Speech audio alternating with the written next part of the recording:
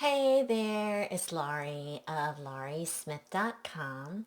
And today I thought I would just share a little bit about my meditations. Something that I do often during my flow challenges is I offer free Zoom calls.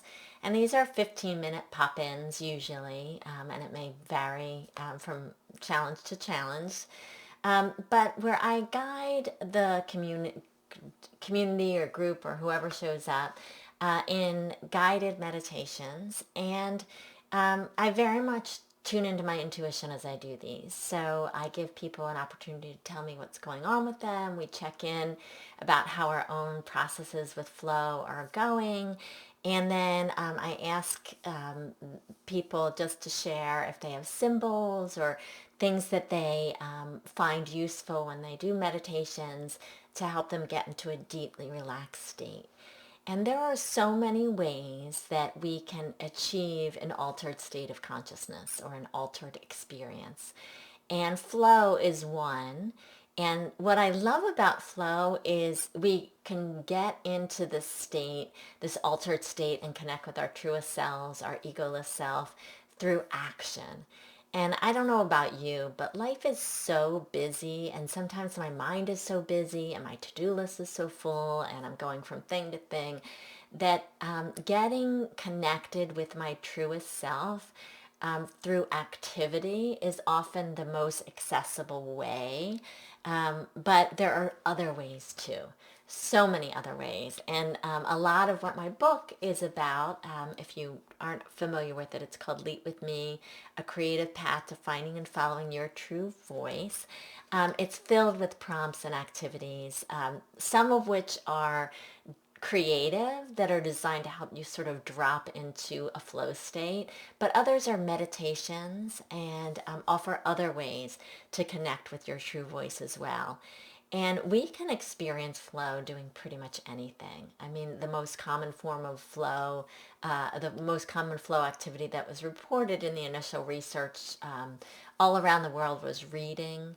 Um, and we can, I believe we can experience flow in during meditation, doing imaginative play, anything.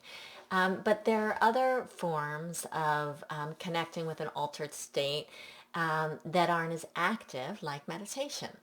And so the meditative journeys I lead people on connect with, they use a lot of different tools from different practices I've studied, from energy work to hypnosis to meditation, storytelling. Basically, it's just a way to sort of get past that critical mind, the inner voice that is really connected to what people think and what we're achieving and doing things for outer reasons, and help us connect with that part of ourselves that knows what's in us, our highest good, and is actually incredibly capable at achieving things so much more quickly than we may ever realize, at such a higher caliber, if we can let go of how it's supposed to look or how we're supposed to be, and we can just open up to sort of letting things unfold in a way that might even be better than what we have figured out in our rational mind. So anyway, that is what my meditations are all about, and a core piece of what I offer on my website, lauriesmith.com, and what I offer to our communities. And I really believe it's great to find active ways and also quiet ways to connect with our truest voice. And only you know what works for you.